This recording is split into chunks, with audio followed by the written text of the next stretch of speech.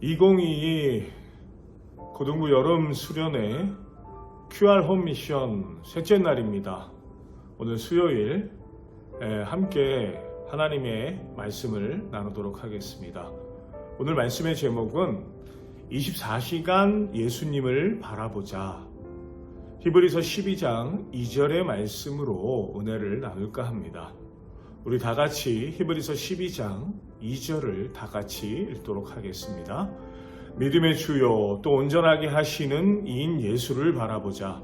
그는 그 앞에 있는 기쁨을 위하여 십자가를 참으사 부끄러움을 개의치 아니하시더니 하나님 보좌 우편에 앉으셨느니라. 아멘. 사랑하는 고등부 친구들, 많은 그리스도인들이 온전한 믿음을 갖고 싶어 하지만 믿음이 생기지 않는다고 늘 말합니다. 왜 우리에게는 다윗이나 바울처럼 정말 큰 믿음이 생기지 않는 것일까요? 우리 안에 믿음을 무너뜨리는 어떤 장애물이 있는 건 아닐까요? 오늘 그것을 조금 나누도록 하겠습니다. 첫 번째, 우리 안에는 죄라는 믿음의 장애물이 있습니다. 죄는 하나님으로부터 오는 은혜를 가로막는 최대의 장애물입니다. 1907년 평양 장대연교회 신년연합 집회에서 교회 당시 수석 장로님이셨던 길선주 장로님께서 너무 큰 은혜를 받으셔서 온 회중 앞에서 친구가 유언하며 맡긴 돈 200원 중에 100원을 가로챘다는 사실을 온 회중 앞에서 고백하고 회개했습니다.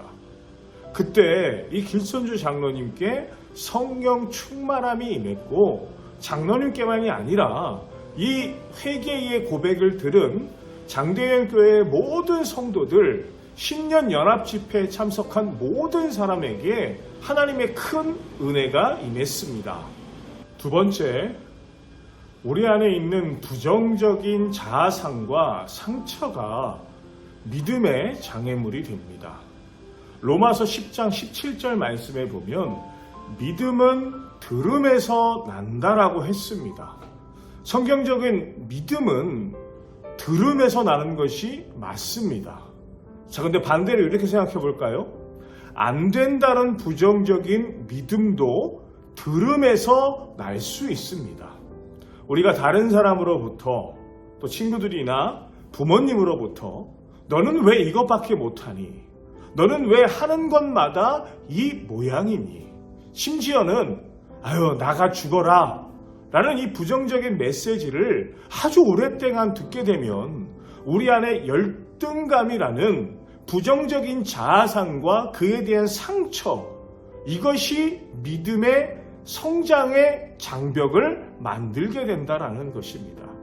자, 그러면 세 번째로 세상의 가치관에 사로잡히면 이 세상의 가치관 때문에 믿음의 장애물이 생길 수 있다라는 것입니다. 사랑하는 친구들, 세상은 하나님에 대한 불신으로 늘 가득 차 있습니다. 교회는 다니지만 여전히 불신앙적인 생각과 가치관에 사로잡혀 사는 그리스도인들이 너무나 많습니다. 사랑이 제일이라는 말씀을 알고는 있지만 실제로는 힘이나 돈을 제일 중요한 가치로 여깁니다. 그리고 교회의 직분도 예수님께서 섬기는 자리로 세워주셨음에도 불구하고 그것을 섬기는 자리로 생각하지 않고 무언가 힘을, 무언가 권위를 행사하는 자리로 생각합니다. 그리고 또 거룩하게 사는 것보다 어떻게 해서든지 불법과 편법을 이용하더라도 성공하는 것을 더 중요하게 생각합니다. 주님과의 교제를 통해서 누리는 기쁨보다는 세상에서 얻는 즐거움을 더 좋아합니다. 이렇게 우리가 세상의 가치관에 사로잡혀 있으면 우리 안에 있는 이 믿음은 결코 성장하지 못합니다. 여러분, 그러면 어떻게 이 믿음의 장애물 세 가지, 죄, 부정적인 자아상과 상처, 그리고 세상의 가치관, 이것들을 뛰어넘어서 온전한 믿음, 큰 믿음을 가질 수 있을까요?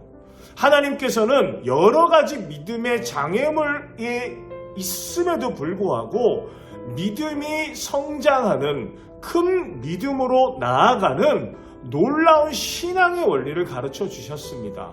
오늘 말씀은 읽었지만 히브리서 12장 2절을 한 번 더 읽어보도록 하겠습니다. 다 같이 읽겠습니다. 믿음의 주요 또 온전하게 하시는 예수를 바라보자. 그는 그 앞에 있는 기쁨을 위하여 십자가를 참으사 부끄러움을 개의치 아니하시더니 하나님 보좌 우편에 앉으셨느리라. 아멘. 방금 읽었던 히브리서 12장 2절 앞부분을 새 번역 성경에 보면 이렇게 번역을 하고 있습니다. 믿음의 창시자요 완성자이신 예수님을 바라봅시다. 사랑하는 친구들, 우리 안에서 믿음을 창조하시는 분도 예수님이시고 그 창조된 믿음도 완성시키는 분도 예수님이시다라는 뜻입니다. 그러면 내 안에 있는 이 믿음을 성장시키고 작은 믿음을 큰 믿음으로 만들기 위해선 딱 한 가지 답밖에 없습니다. 우리가 늘 예수님을 바라보아야 한다라는 것이죠. 예수님께서 우리 안에 오셨다는 것을 정말 여러분들이 믿는다면 늘 삶 속에서 항상 예수님을 바라보고 사는 것이 정상입니다. 여러분, 그러나 많은 그리스도인들이 하루에 한 번도 예수님을 생각하지 않습니다. 주일날 교회에 와서 예배를 드릴 때는 주님을 생각합니다. 하지만 예배가 끝나고 교회 문 앞을 나가는 순간 마치 전기 스위치가 꺼지는 것처럼 주님에 대한 의식도 꺼져 버립니다. 그리고 또 문제가 있을 때는 주님을 바라보지만 그 문제가 사라지면 주님에 대한 의식도 사라집니다. 사랑하는 친구들, 온전한 믿음 가운데 서려면 하나님께서 우리에게 말씀하십니다. 24시간 늘 예수님을 바라보겠습니다 라는 결단을 해야 한다라는 것이죠. 24시간 예수님을 바라본다라는 것은 하루 종일 우리 안에 계시는 예수님을 생각하고 동행하는 삶을 사는 것을 말합니다. 아침에 일어날 때 예수님의 이름을 부르면서 예수님 잘 주무셨습니까? 그리고 다른 사람을 만날 때도, 또 밥을 먹을 때도, 학교에서 공부를 하면서도, 그리고 잠이 들기 전에도 예수님 오늘도 하루 주셔서 감사합니다. 늘 이런 모습으로 살아가는 것입니다. 친구들, 스스로를 점검해 봅시다. 나는 하루에 어느 정도 예수님을 바라보는지, 하루 24시간 중에 몇 %나 예수님을 생각하는지, QR 홈미션을 통해서 정말 솔직하게 하나님 앞에서 내 자신을 점검하는 그런 시간이 되었으면 좋겠고, 또 이 말씀의 은혜를 나누면서 정말 24시간의 전부는 아니지만 예전보단 예수님을 더 많이 생각하고 예수님을 바라보겠습니다 라고 결단해 나아가는 우리 친구들이 되었으면 좋겠습니다. 분명 이 시간을 통해서 하나님께서 우리에게 큰 은혜를 허락하여 주실 줄 믿습니다. 오늘 하루도 이 영상을 보고 나서 늘 예수님을 바라보는 우리 친구들이 되었으면 좋겠습니다. QR 홈 미션을 주도록 하겠습니다. 오늘 말씀의 제목은 24시간 예수님을 바라보자 였습니다. 그리고 히브리서 12장 2절에 보니까 이런 표현이 있습니다. 믿음의 주요 또 온전하게 하시는 이인 땡땡을 바라보자.